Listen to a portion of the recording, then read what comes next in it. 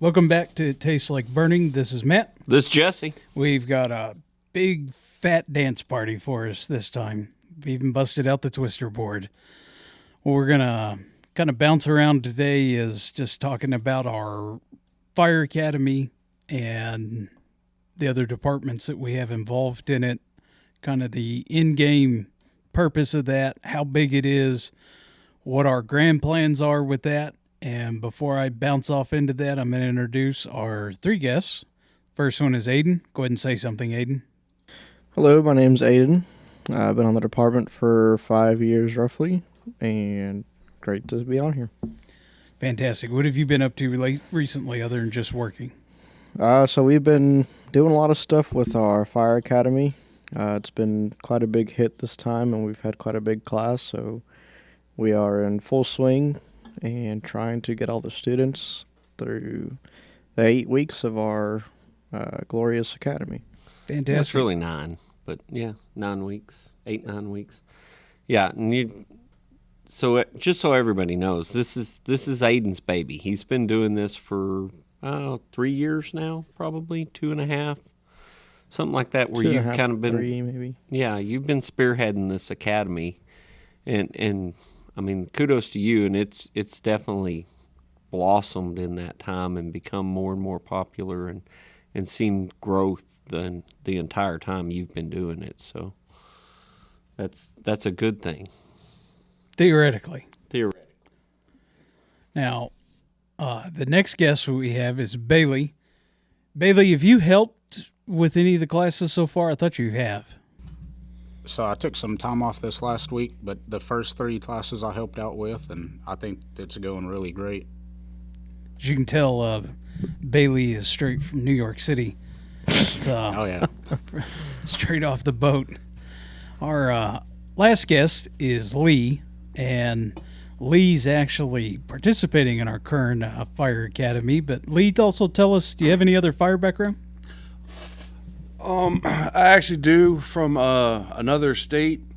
I was part of that department for roughly around a year as a probationary member, and it honestly a whole lot different than the way that this department is run, in a good way.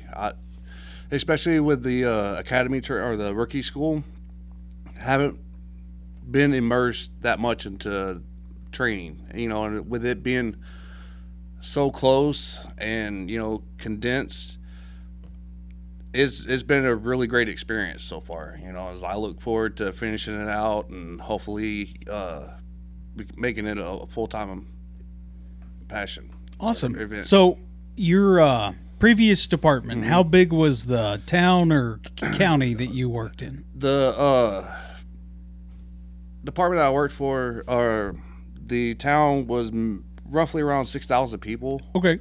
It was more of a farming area than it was big cities or anything like that. A real small town.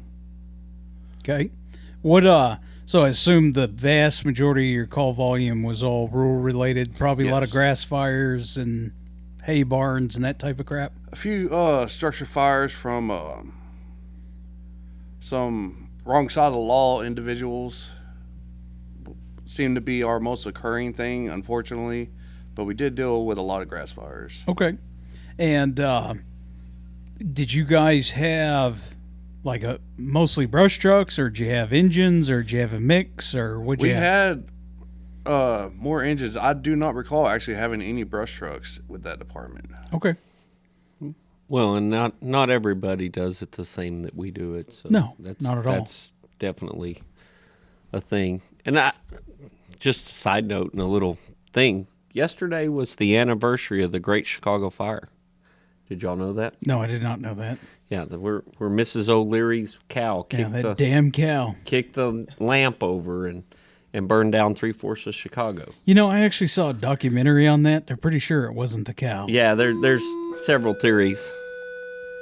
Okay, so we're back to a cow. Yeah, Mrs. O'Leary's cow. So, interesting fact, and there is a lot of theories about that now. It's kind of that old story is not necessarily what most scholars or historians think actually happened. So, That sounds pretty accurate representation of our personal department's history. Yeah. Yeah. Most scholars can't figure out what actually happened. Right. Yeah. Not that we have a lot of scholars. All right. And then my last question for you, Lee, is you said you were on that department for about a year? Yeah. Okay. And I realize that very few departments are going to train like us. Now, probably if you go probably a lot more to the Northeast, the Rust Belt, I have a sneaky suspicion that when you start getting into some of them big ESDs up there. So, Lee, you were on that department for about a year, and what kind of training did you guys do when you were there, particularly for your new people coming in? We only trained once a month. Our first Saturday was normally our business meeting. Then our third Saturday was our training day. Okay. Training, for the most part for probationaries, was just coming in, learn everything by the books. Basically just classroom work. Didn't really get to go out and training field or anything like that until after your probationary period. So any calls or anything like that came in, you were stuck at the station. Not that that's a bad thing, because inexperience, you don't want to send somebody like that straight into a structure fire or anything like that. You want them to have a little bit of knowledge about what's going around. Okay. All right. Well, And that's not as uncommon. no. It even where I came from, and we had a different. So Tuesday nights were our nights. So the first Tuesday was the business meeting, and then we generally trained every Tuesday for the rest of the month. Occasionally we would take one off, but that was because it landed on a holiday or whatever. But so at that we were getting, 3 nights a month, which extrapolate that out, that's 36 events, training classes. And at that pace, it took generally to get somebody through that introductory phase of knowledge and to catch all those objectives, it would take me 2 years sometimes to get an individual through that at that pace, because you always have to train on your trucks, and we'd give up one Tuesday night a month for apparatus familiarization, which was just going through and learning where everything was, or driving or skills or stuff like that. So it took forever, absolutely forever, to get somebody up to speed enough where they were confident and competent to be an asset on the fire scene. And that was not, in my mind, that wasn't the best way to do it, but I never had more than 1 or 2 new people every couple of 6 months. So I didn't have a volume of people that warranted to put more effort into some other plan. There was just not that many. Well, and then the other colossal problem you have is, and this was mentioned this Saturday. So let's say your department has 30 people, and let's say that each of them are perfectly staggered by 1 year. Okay, so you have basically 0 to 30 years of experience, and you have training every Thursday. How in the hell do you develop a training curriculum where the 30-year guy's not just getting the basics every single time, and then the new guy is finally actually getting something advanced beyond when they're on scene?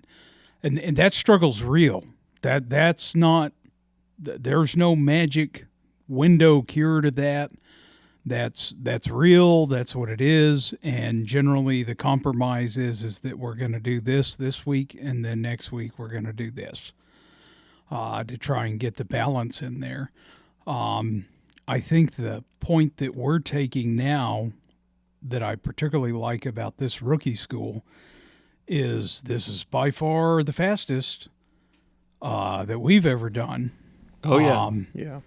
I would argue maybe the most comprehensive, particularly after we're having to look at how to get Baby Seal clubbed with hazmat stuff to get certs.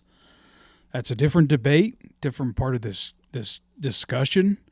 But we're talking about in the state of Texas going from day one, week one, to the end of week 9, and them theoretically being through all their skills, knowledge, and classroom and testing and classes. So it's right at a 2.5 month program. And it is literally all encompassing. And we are not doing that in an 1.5 or 2 hour class. Oh no, and it's full days, a full Saturday. I don't know how much time these guys are spending They're on like the 6 hour classroom. classes. Yeah, At a minimum. Yeah, minimum. at a minimum, and they're spending probably, I don't know, 10 or 12 hours on their own time studying the classroom portion of it, if they're getting in there and getting it done and working at it, because it's video-based stuff that they're watching videos for a certain amount of that time, and then they're expected to pass a quiz. They're expected to, if they're not finding the answers they need, they got to go find them. Like there's some reference material that they can go look at, but that's on them to do that part of it. Well, and I think that the one of the reasons that this is possible is that realistically, I've spent 12 years in this department.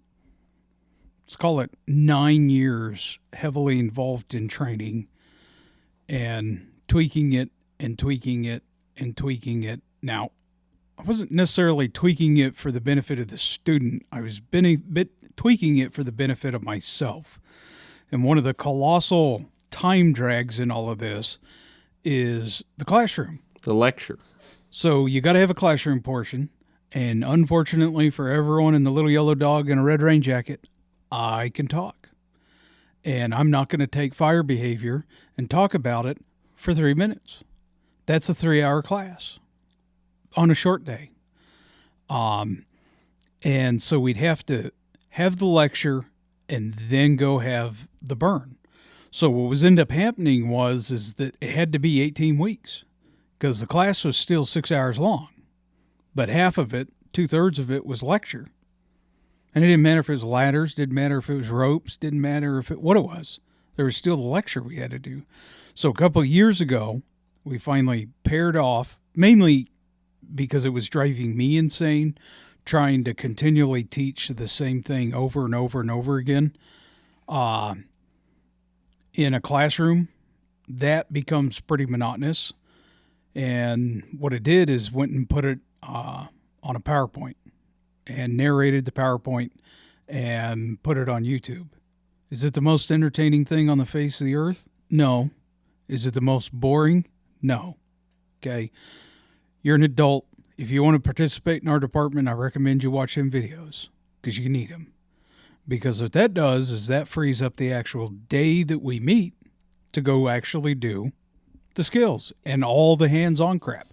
And I would argue that was the single biggest transition up until this class. Oh, absolutely. This class was the next quantum leap in our program. And the unfortunate thing for you, Aiden, is that there's no going back, because it's going to be not just terrible if you go back to the old ways, but it's going to be like stinky, farty, smelly, terrible. Yeah, and, to go back from now would be to just kind of kick myself in the butt, because I've seen it, we've all seen it work so well with what we've come up with. And, it's, if we can do it with as many students as we have now, it doesn't matter whatever class size we have from here on, it's only going to get easier. Right. This was the big test for this kind of thing. And I think we've got it to a point now where, it's equally part on the students and the instructor. They have to do their part just as much as we have to do ours. But I don't think going back, that's definitely not a foreseeable thing. Yeah, I mean, I can understand if you only had like one or two students, whatever. I would argue not have the class. Just wait until it fills up. Won't take that long. But yeah, it's working. I mean, don't get me wrong. I knew this was going to work. Let's backtrack for a second to the night of your orientation. And there's a group of us downstairs and you're upstairs, and then people start filing into the building for 30 minutes straight. And we were anticipating a typical class size of 25 or 30, and it was close to 60. And it was like, holy Christ, this whole thing's going to change. And we took, thankfully, your schedule gave you an extra week of wiggle room because you had the orientation and then class started in 2 weeks.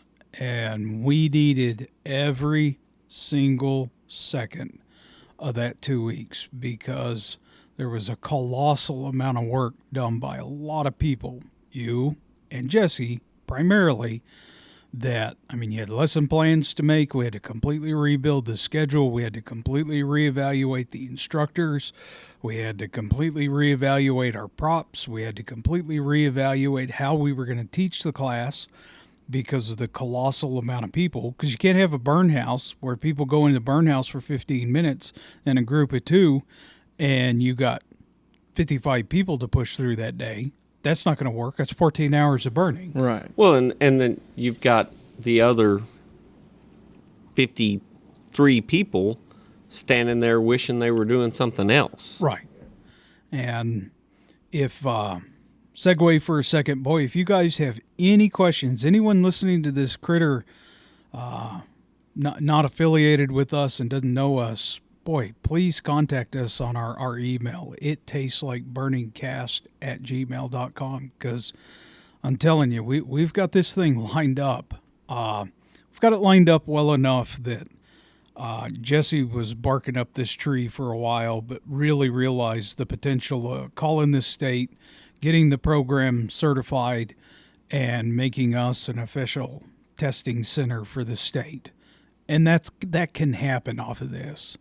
And I mean, we've just got everything laid out, and I can, obviously the day of the class sucks just because there's a lot going on, but you're not doing any work comparatively from class to class because you've already got everything else laid out. It's done. Right. The hardest part is just chasing your tail with making sure the instructors are there. The last thing is I'm jabbering on about this that I would really recommend is do understand that training is the heartstrings of your organization. And if you do good training, you will quickly take over the department. And if you've got good training, that's going to permeate throughout the rest of the organization. And you're going to start seeing good. Training something that everyone can get behind. Even your old crusty guys, your young guys, it's training's one hell of a bridge maker. And it really doesn't take that long to get that going. You can argue one really good training class can get the foundation poured. But yeah, I can't say enough that. Well, training is so much more than just the knowledge, and I'm going to expand on what you were just saying. If you want to affect change in your department and change the way you do something and change the way that you're perceived or any of those big changes that you're trying to make, whether it be in the public eye or in your department, you do that through training, right?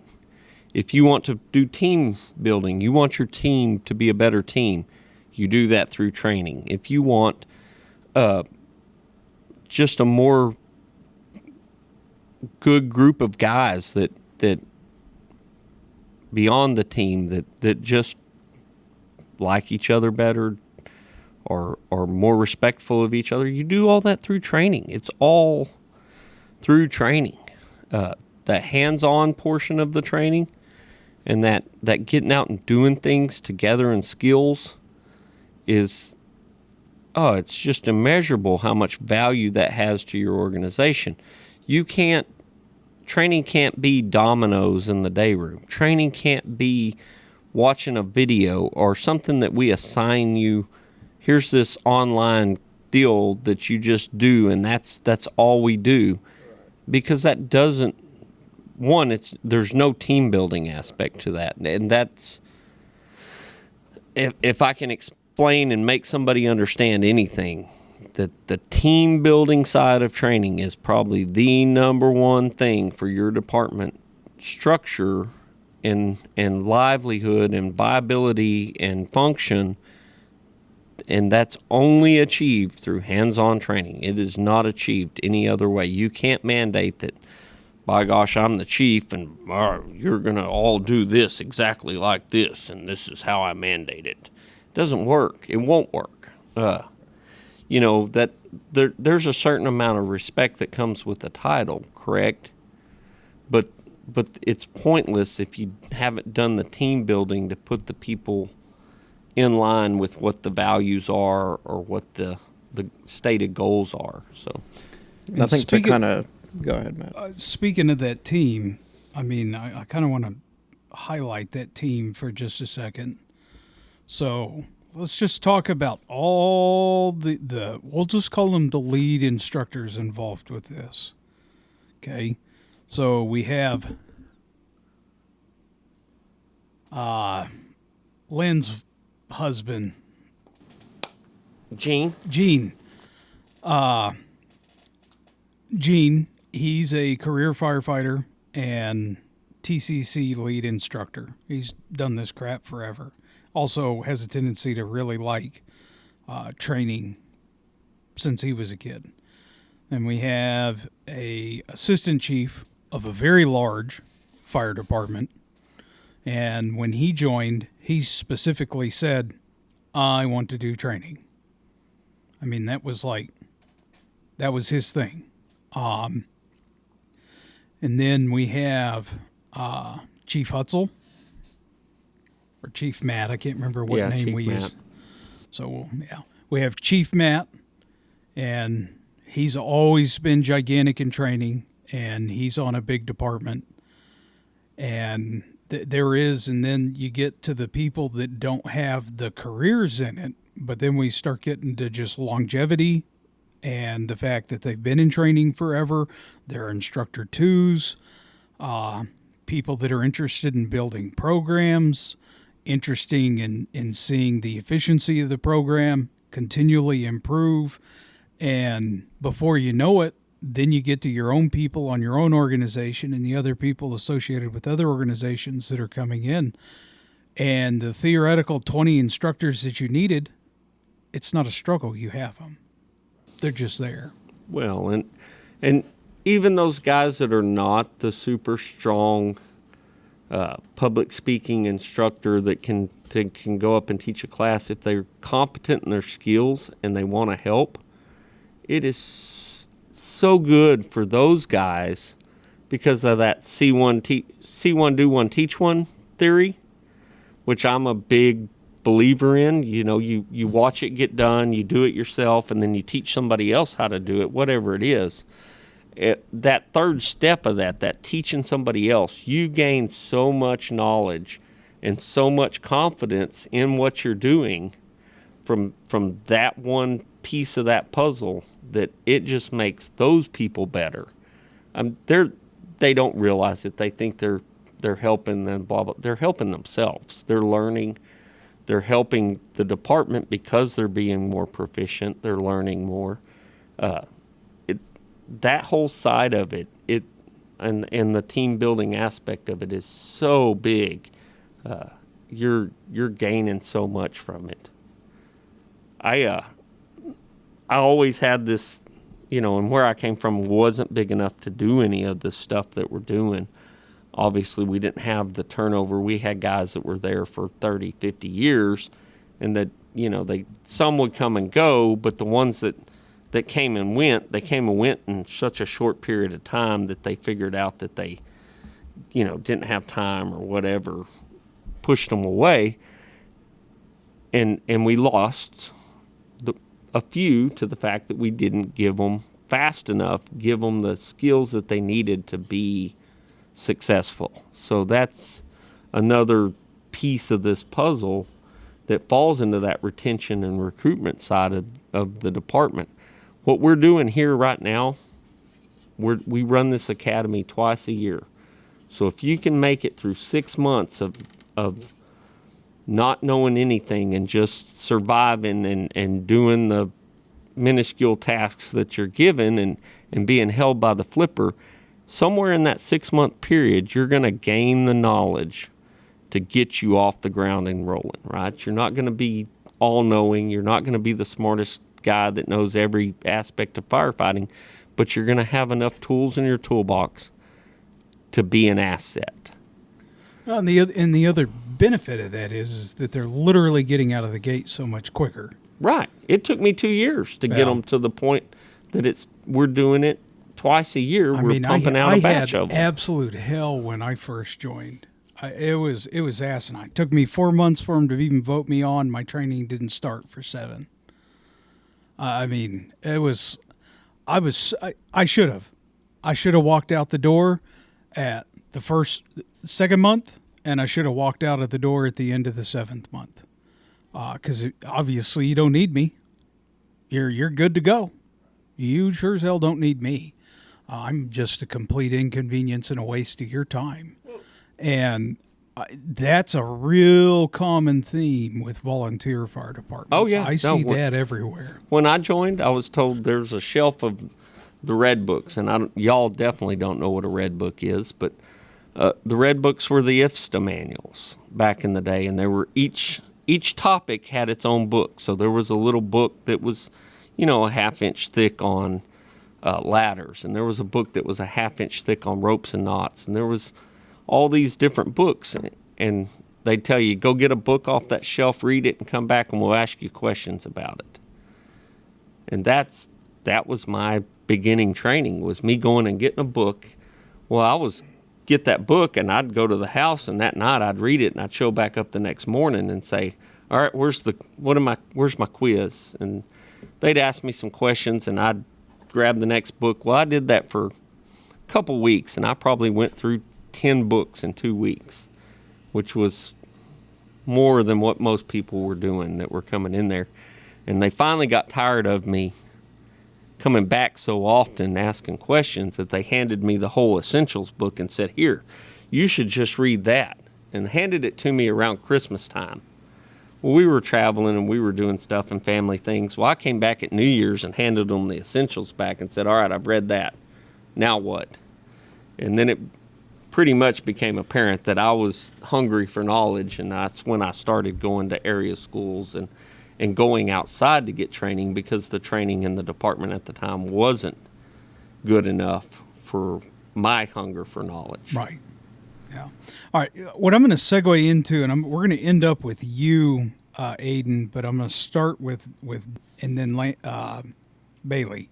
That'll be perfect. So, Lee, for you, where obviously you want to get through the academy, where would you like to see the program go in the future? I mean, I would like to see the program, the way that it's established and how it's running, get it nationwide. See other departments use the exact same training, use the same schedule, having the same kind of instructors with the knowledge to pass on to future firefighters. Okay. And no program's perfect. Right. So in the time that you've been there, what are some things that maybe we need to look at that either needs more attention or just more explanation or whatever?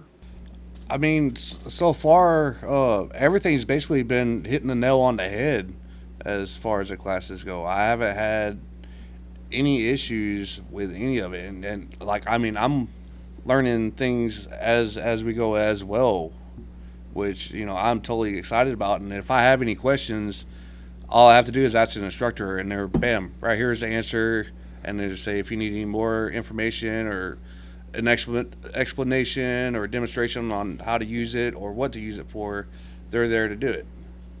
Okay. Now, Bailey, what about you?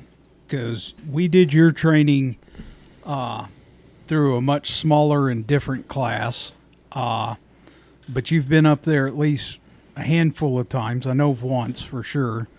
So, where would you like to see the program go from this point on? I would like to see other departments kind of jump in and start doing their own thing.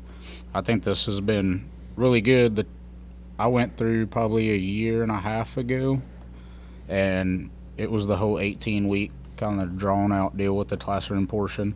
And I was fine because I came in not knowing anything, and at the end of that, I was comfortable with trucks and going around, and I've gained a lot since then really quick. But as far as this rookie school goes, it's organized. It works out great. The amount of students we have, Aiden's got it worked out perfect. We're out there. We know what class we're teaching. We got a board on the wall with PAR. We know who our students are, how many we're supposed to have, and we've got 1, 2, or 3 instructors helping out each time. And like Jesse says, if you see it, do it, and teach it, it's helped me so much learning. Somebody can explain it, and one of us can do it, and then you have the students do it, and they pick it up a lot better that way. Some of these guys have experience, and some of them don't, so we kind of have a variety of experience, and then people coming in brand new like I did, and they, at the end of the class that I've been teaching, we ask them how we did, if we did good, if there's anything we need to change, and so far it's all been great. They've learned a lot from it. Okay. And I think one of the things that you get out of that with that variety of people, because we do get people that have experience from elsewhere and blah blah blah that come in and come through.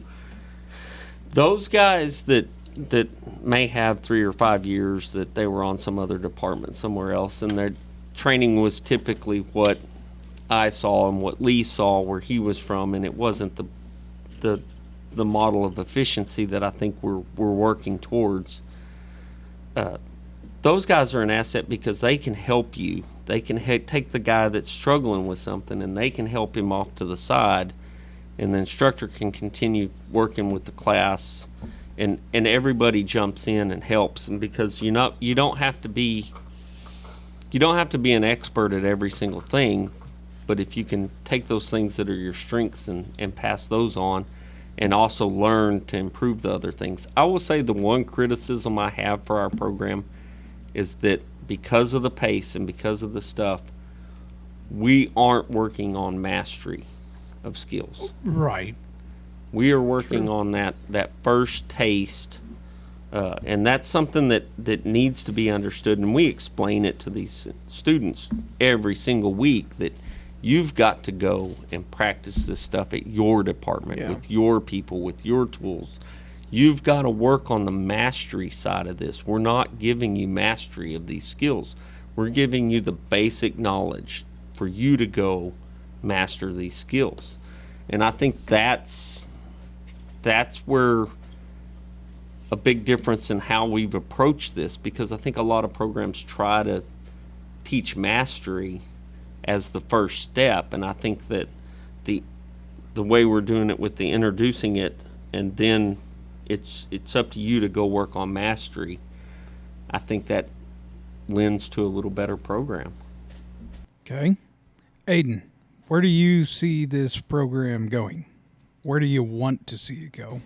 I would like to see us maybe even become an area school for other departments, and I know we're kind of already on this track, but have everybody that goes through our academy, actually end up with a certification that they can actually use in some form or fashion.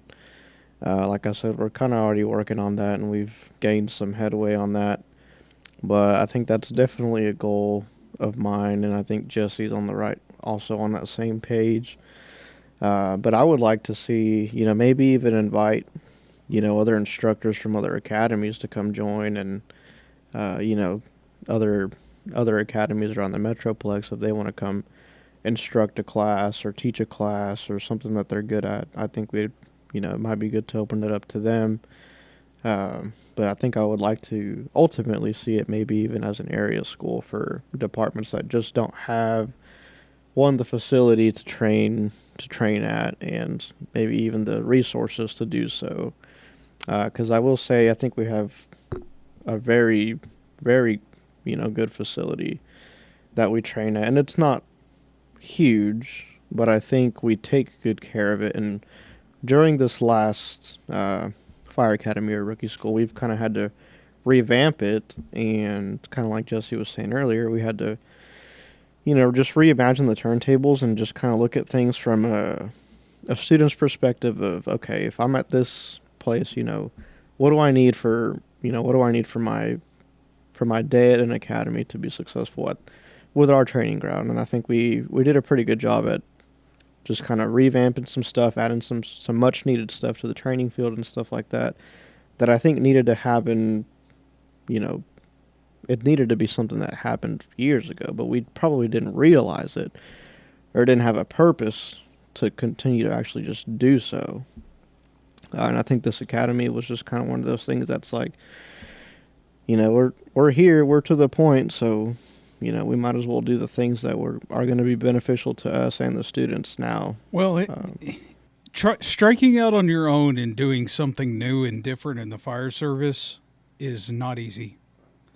That takes some testicular constitution. Yeah, fortitude. So, to do that, much less to make it work, much less get other people to acknowledge it, much less get other people to want to be a part of it, much less want to grow with it. Somehow or another, I think that in at least my last 12 years, we have built up to that point of where we can legitimately take it to a very serious next level. But the colossal amount of time that it's taken to get you to the point of taking it to that next step there's been a lot that's gone to get to that point. Oh, now, God, yes. For you, Jesse, where would you like to see this critter go? So I'm all about getting us to the point where we're producing certified firefighters. Those that want to attain certification, I want us to be the one-stop shop, basically, to get them through that program, whatever it takes, whatever we have to do. I also want to see it to be somewhat self-sustaining. So I want to see it as a program creating its own instructors through its program. I want to see it creating the funds to keep the program alive. And I also want it to become more or less the gold standard and the destination, so that it has the student body for it to carry on. Because it's meaningless if we don't have students, right? Oh, yeah. Now, I don't want to give too much away with this. To have the program become self-sustaining, how would you like to achieve that?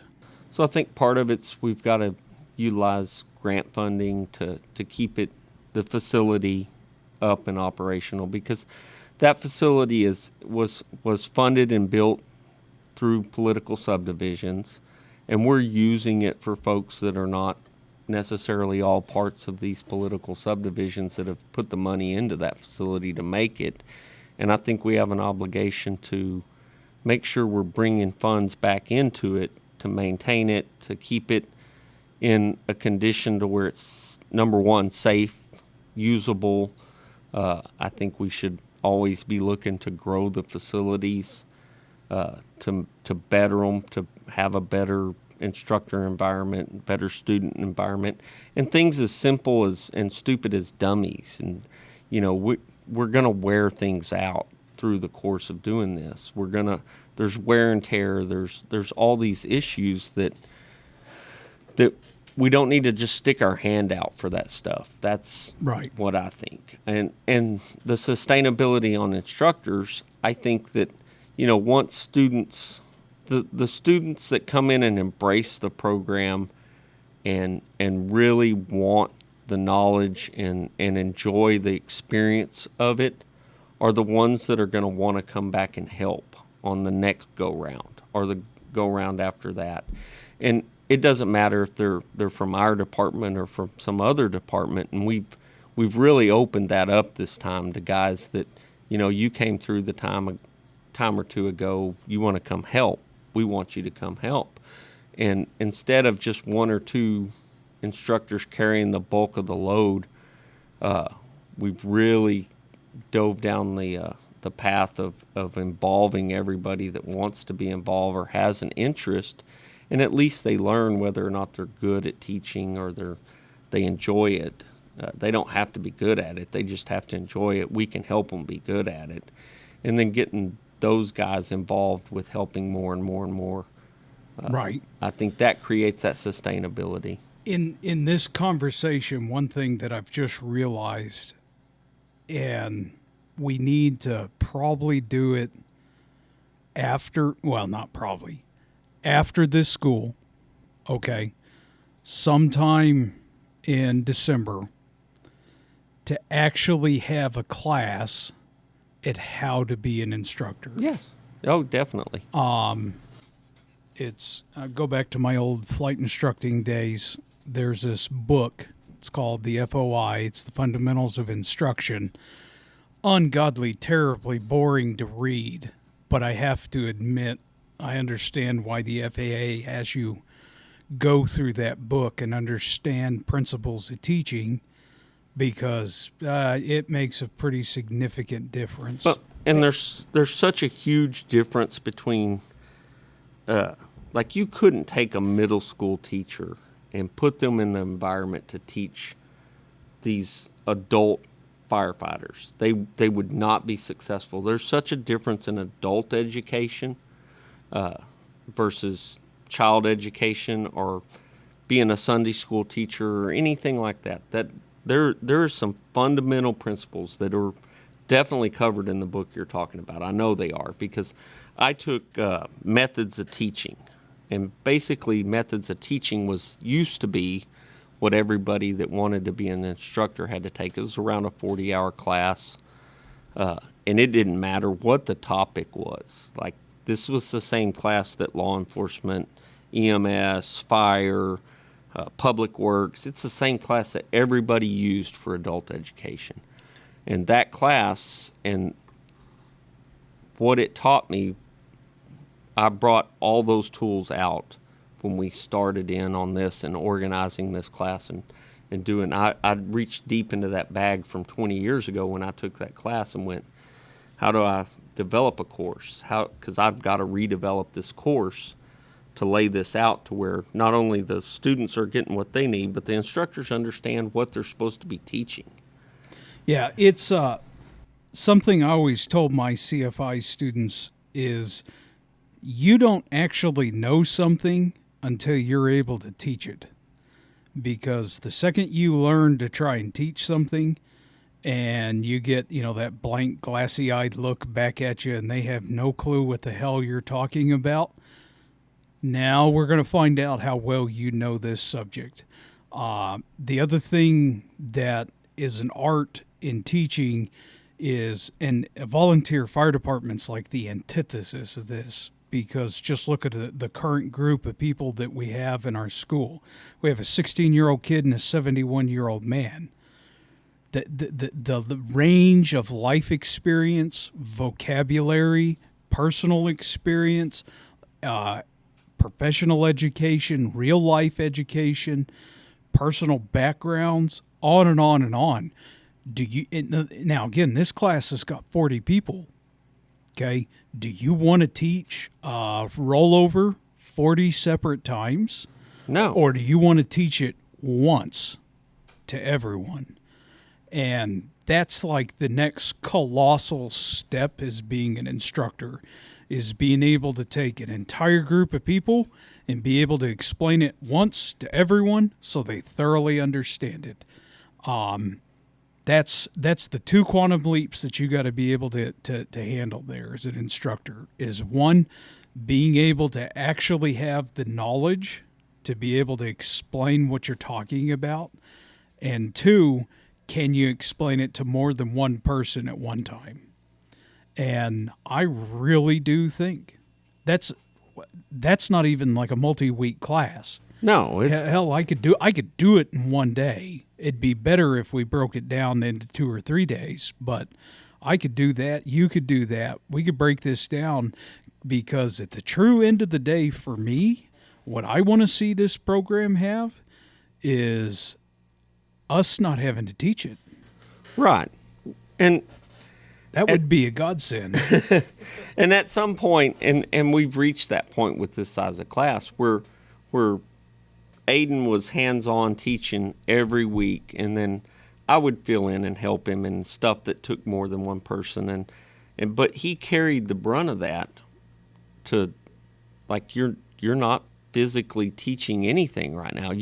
If you're walking around and you're observing and you're making sure that the class is going right, and you jump in and say, hey, I want to just add this one thing to that, that's perfectly fine, and that's what that job should be doing. We're using the principles of incident management and that span of control Right.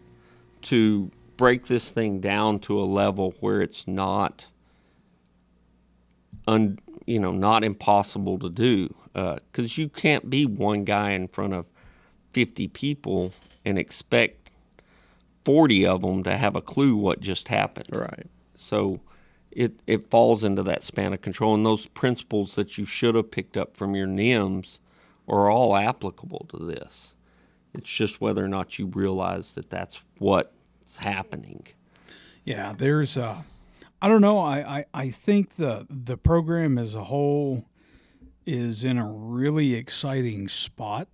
I do want to say that I don't want to say fragile, because that's not the right word, but I do see it being in the position of people are, for lack of better words, it's real easy to run away people from a project this big.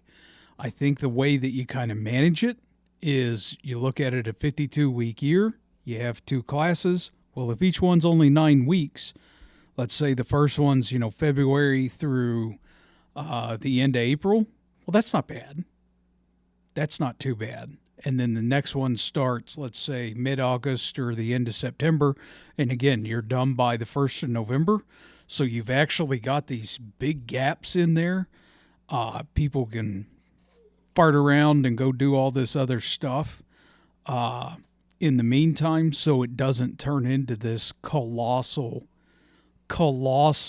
ordeal of 18 weeks times 2. Right. Oh, Right, and I think it's important to realize supply and demand, and I would rather be in a spot where we held true to our twice-a-year theme and just had bigger classes. I think that our current model could take a class of 70, 75. I don't think it would be an impossibility. Like, it's going to make for a longer day, Right. but it's not impossible to handle those kind of numbers. I think you're better off doing a larger student population per class than you are adding that third class, because that third class becomes more of a burden for the instructors than it does the students. right. And I hate to say it, but I literally was at that point. Let's say 2-3 years ago at the rookie school. I love training. I love teaching, but I was done with it. I was burned out with it. It needed to change, and the change that you guys introduced is what needed to happen, because I sure as hell wasn't going to change anything else just because I wasn't at a point to do that. And it's refreshing to have such a prominent, dominant, very progressive change.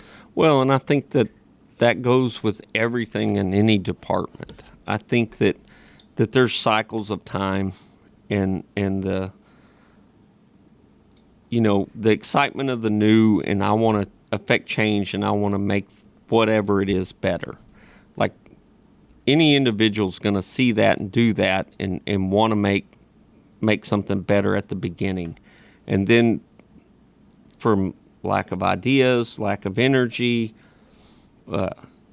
focusing on their failures, whatever caused them to or the monotony of it, which I think is what probably was getting you, the monotony of it, because you'd get through one and then you'd dread the next start, which was just a few months away or a month away to start over again and do the same thing over and over. And then did that for 9 years straight. Yeah, and you lose the perspective to come up with change. So I think it's important for Aiden and myself to realize right now at this point where we're making these changes and we're doing what's conceivably the good work and we're doing the good things, but 4 or 5 years from now we need to pass that torch to somebody that has the new ideas. Right. Yeah, well, and I would argue, and I do mean this, you have excelled in this one spot fantastically. Let's throw your ass in the deep end on another pool and let's see what happens there. Because the more well-rounded that we make you, the much more apt you are for the progression in the department from a leadership perspective. And then here's the real kicker. You're not just doing the position because it needs someone new in there. You're actually qualified to be in the position. God forbid. Yeah. Well, God forbid that we actually put someone that has training background, has operations background, and on, and rescue background, and they start actually stepping into these other positions, because the learning curve going from lieutenant to captain is there. It's not too bad. Let's just say, you're going from station captain to operations captain. Same thing, it's not too bad. But I would say that learning curve on the training side, that's all there. That's all there, and you're doing the hard, big power learning curve right now on this one. Don't get me wrong, there's plenty to learn on the operations side, but it's at that point, it's just, frankly, paperwork and contacts.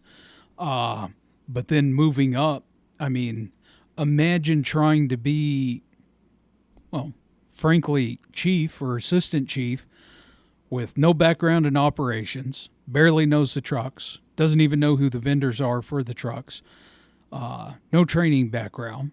So I could argue they have no connection to the membership. And they've never once been in even a basic management position as from stations or rescue stuff and being a captain there. And that person's the chief? Oh my God. Well, I guess that might work at a department with 50 calls a year. But here, I'm telling you, right, you just got to take my word for it. It'll crush you. And you'll do terrible. And that's something you and I had a conversation a few Saturdays back, sitting there on the sidelines watching what was happening, because it's, for me, this is a long-standing vision that I've had for many years of something like this, not this exact model, but I knew that it was doable in a training scenario to have a school like this. And it, came here and it was most of the way there, and it's just necessity is the mother of invention, and we pushed it a little bit farther. But the conversation you and I had about, we look out there and I told you, what we're making? We're not just making firefighters, we're making leaders.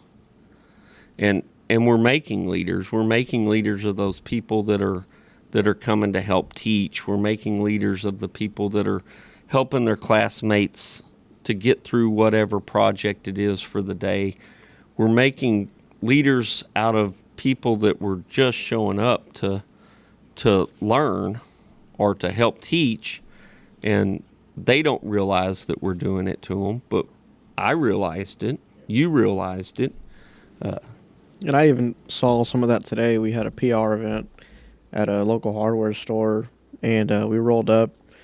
And as soon as we rolled up, I could just see everybody kind of intermingling and chatting with each other, and like, hey, how are you? Good. And I don't think that's something you would have really seen too much of prior to something like this. And I really think that because a lot of those were students from the academy, and they Sure. were just building a camaraderie with each other. Well, and that's one of the unintended. Well, I don't want to say unintended because it is definitely an intended benefit of this academy. Is okay, fine, that's awesome. You have a fantastic school for your own people. Yeah, I guess you handle every single call unequivocally 1,000% by yourself, and no one else ever comes onto your scenes. If they do, why are you not training with them? Because one, you're a new guy on a department, you see the other new guy on another department, but hey, that guy's a buddy.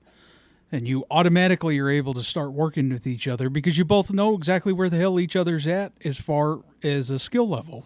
It's a base of that skill level, Right. for sure. And you see people automatically gravitate away from the orbits of their own departments, and they pull into the orbit of each other, which is, that whole random concept of teamwork, God forbid.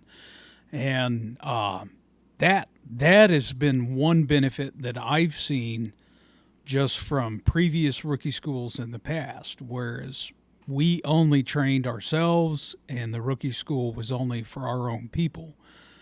And it turned into getting the county involved, turned into making it a legitimate as much possible program to where we're at now, where we're literal. I don't know. I haven't been around a lot of other volunteer fire departments.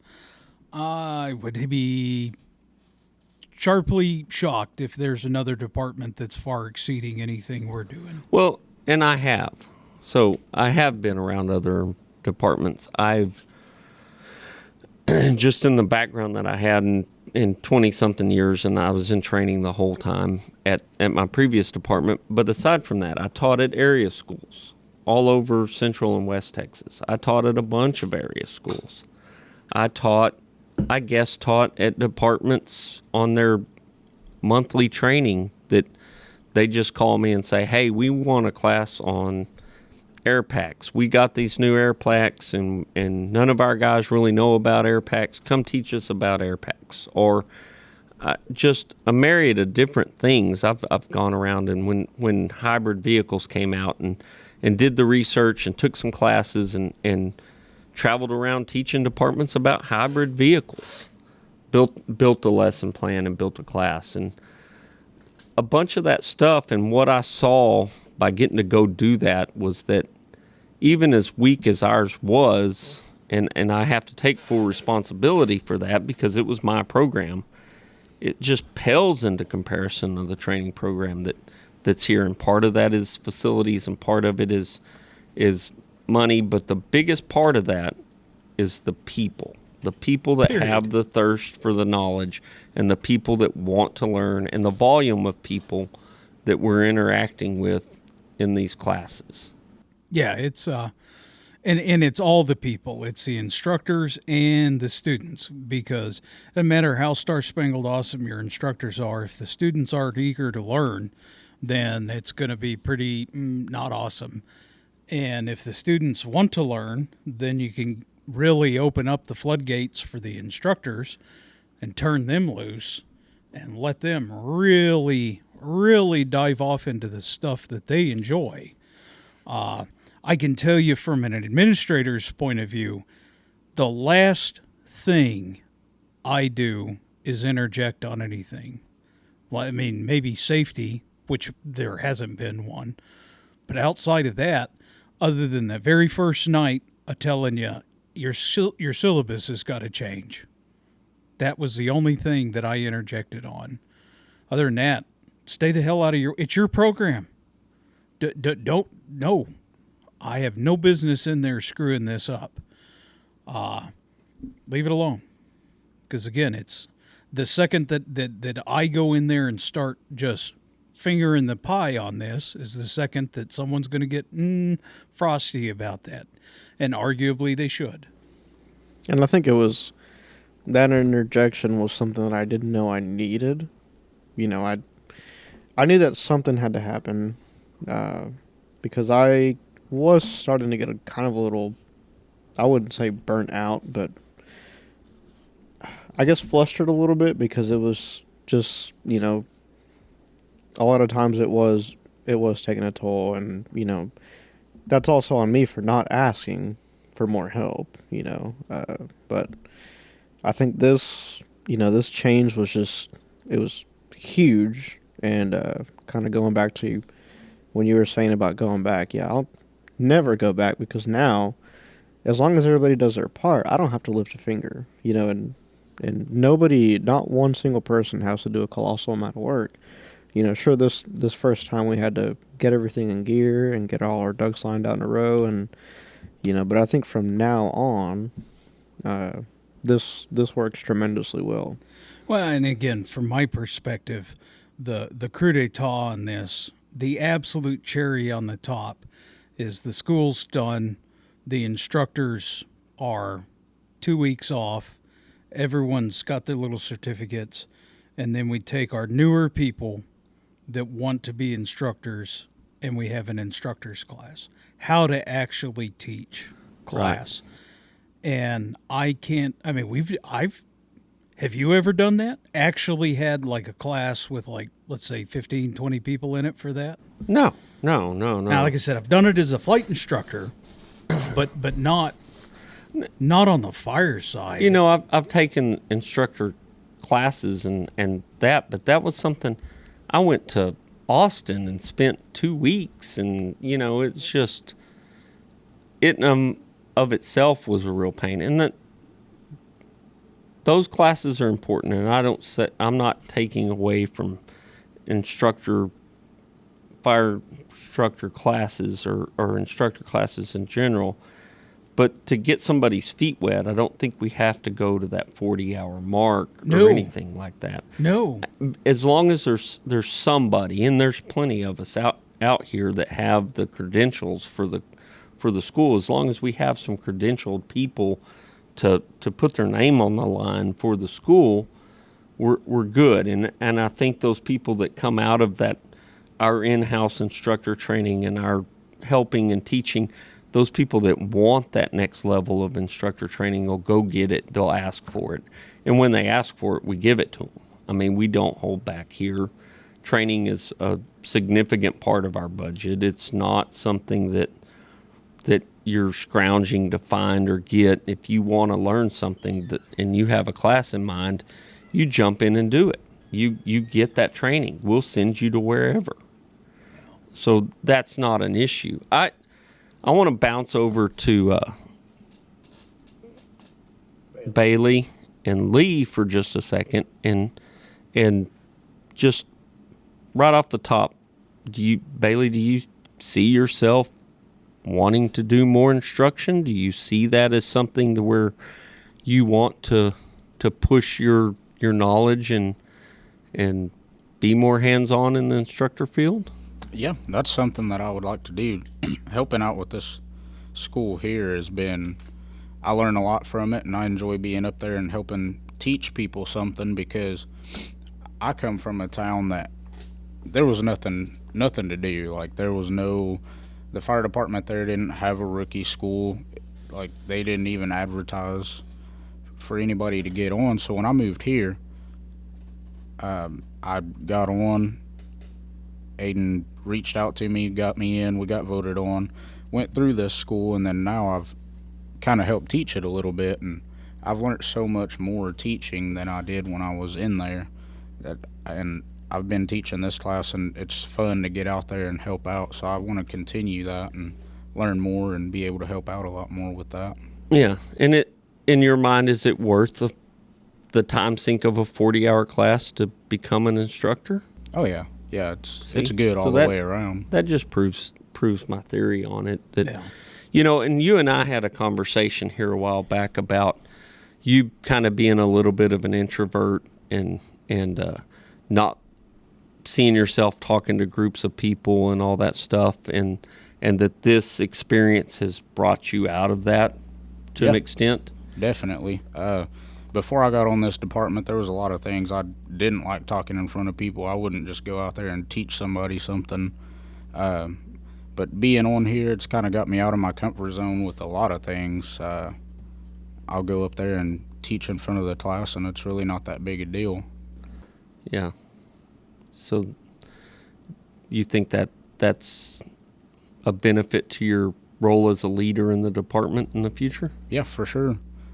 I mean, if you can't talk to people, then you're gonna have a hard time with any kind of leadership. Right, right. And so, you, Lee, do you have an interest now in teaching or helping others to gain knowledge? Or I really do, and I mean, like I said, a lot of it comes from just the instructors that I've dealt with myself through going through this rookie school, and I would love to take what they have taught me and what we have gone through and pass that down to the next generation of firefighters. yeah, and I've talked about it at nauseum with a bunch of these guys that are helping teach, and like, we're the first ones touching some of these people. We're the first ones giving them knowledge. And so, number one, they're going to always look at us as the expert, right? We're going to be the source of the knowledge from now on. And there's a responsibility with that we are giving them the right knowledge, correct? Like, we can't teach them wrong. We have to teach them right. And if you don't know, go ask. Yeah, and Be comfortable in asking questions, and that statement of, if you don't know, say that. You have no clue how big of a confidence builder that is in the student to instructor relationship when you get asked a question and you say, "Oh hell, if I know." Yeah, But we'll go figure it out. that's a big deal. I learned that myself in this rookie school. I was trying to teach a class about SCBAs, and I got to the RIT pack and realized, hey, I don't know anything about this. And that's when I reached out to Jesse and asked about it, and now I know, okay. yeah, and me realizing that was a kind of a weak point in our organization as a whole. It wasn't just you, because we as the training department, the training division of this organization, had failed to get that information out. So we did a class on it, and we used that for a training class, and we got everybody up to speed on it. Not just, hey, I gave you the knowledge and now you hold on to it and keep it forever. That's one of those things, and it bugs the crap out of me. And you see it with some of the dinosaur guys that they get that knowledge and they hold on to it like it's a bar of gold, and they're not going to share any of it with anybody, because if I give you this knowledge, you'll take my job. I take a really, really like self-centered, like ultra narcissistic, almost like pathetic power grab point of view with knowledge. If you can confidently walk into a room and be the source of knowledge, for lack of better words, confidant, and also not hoard it, you get so much benefit off of that. And from the political point of view, the payoff on that is so much that it's like these people that hoard that knowledge truly don't really consider like the value of that knowledge and what you can do with that knowledge. And it goes way beyond just the instructor part. Oh, because when you can go in and you can build, and you don't realize it, but you're building a relationship with that individual.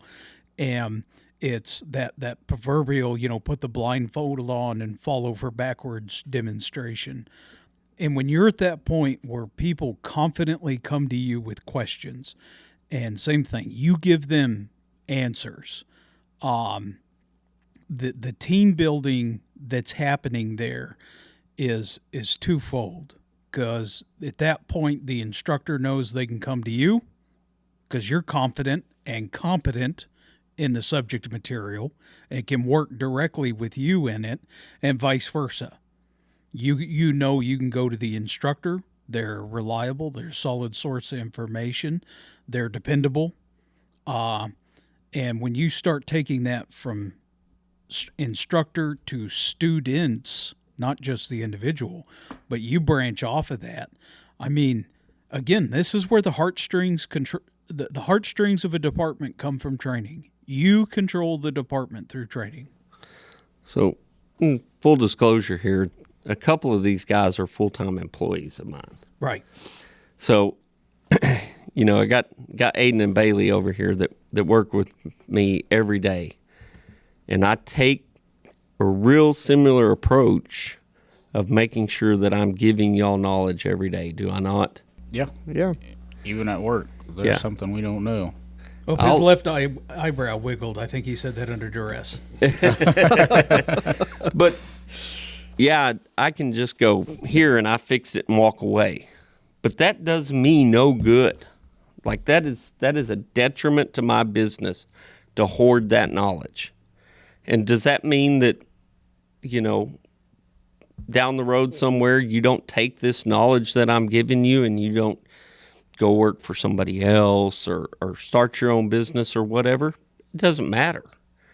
It's more beneficial for me for you to have that knowledge and be able to do the things that I need you to do, right? Any given time, than it is for me to have some fear of this risk. It's that you're going to take my knowledge and go away. It doesn't matter. Like if I'm going to do the opposite of that, that just means I'm going to do every single thing from now on, and there's no real point in me even having you there. Right. Yeah.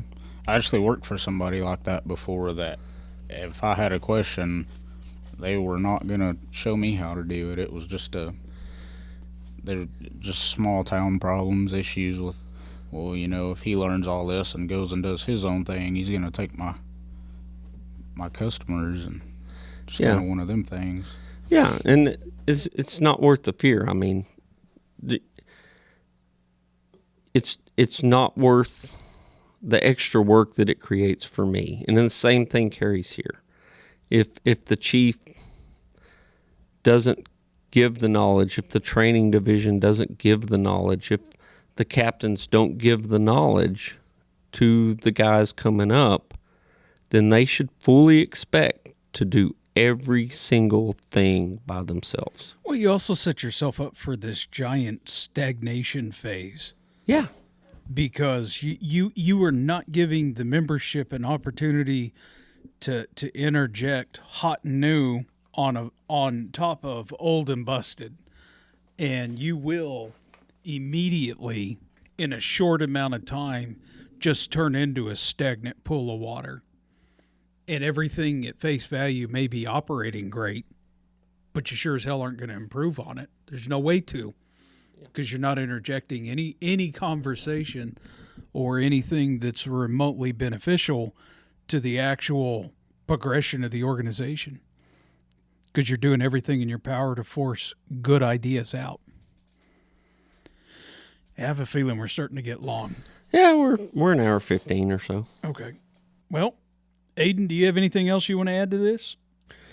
No, I mean, I just want to say, I know there's some people out there listening that have partaken in our academy, and I just want to say, thank you to everybody that's helped in any form or fashion, because it's not just myself or Jesse or one person. Like we said, it's a whole team, and I think we're doing something pretty great.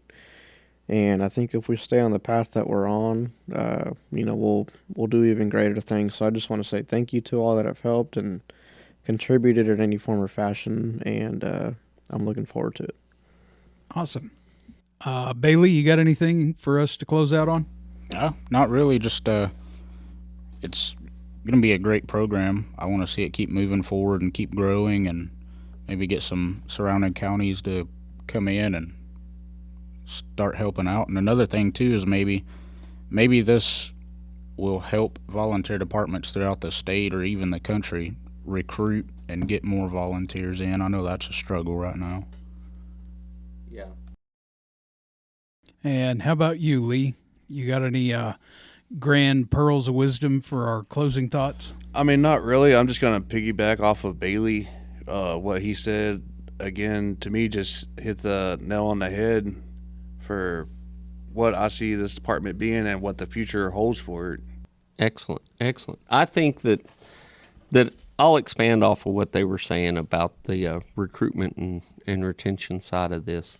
I think it's so critical that when somebody comes into the department, that there's a couple things that have to happen with that individual in a very short amount of time.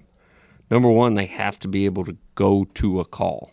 They can't be stuck at the station for the first 6 months of their life and told, you don't know anything, stay here. They have to get out. They have to ride in the truck. They have to see the lights going. They've got to have a story to tell to their loved ones and whoever that their friends and whatnot. And number two, we have to give them knowledge to not only be safe, but be effective. And if we do those two things, we'll get past the hurdle of that short-term member for the most part. You're still going to have the person that comes and joins that realizes 15 minutes into it, yeah, no, this isn't, I can't deal with this. This is not for me. But the vast majority of them are not that person, and you're going to capture those people and you're going to keep them for longer, and then they become a recruiting tool for you to their friends and family and the people that they know in the community. And you've got to have that open door to let those people in. Yeah, I can't emphasize it how critical training is for your organization. If you're having problems with the organization, start with training. If you have a strong organization, it's because of training. Right. Period. It just is. Other than that, that's all I got. Yep. All right. Well, thanks for listening to It Tastes Like Burning. Yeah, remember, questions, concerns, inquiries, conquests, conversation starters, or threats, you can send those to ittastslikeBurningcast@gmail.com. This is Matt. This is Jesse, and also look for us on Twitter. We've got a Twitter going now. So Oh, that's right. And I was supposed to get a Reddit going. yeah, I forgot about that. yeah, we're on Twitter. It's ITLB at Twitter, whatever. I don't know, but you can find it. It Tastes Like Burning. We're going to be the only one on there. I'm pretty sure of that. So it will be linked in the description. Okay. Have a good evening. Good night.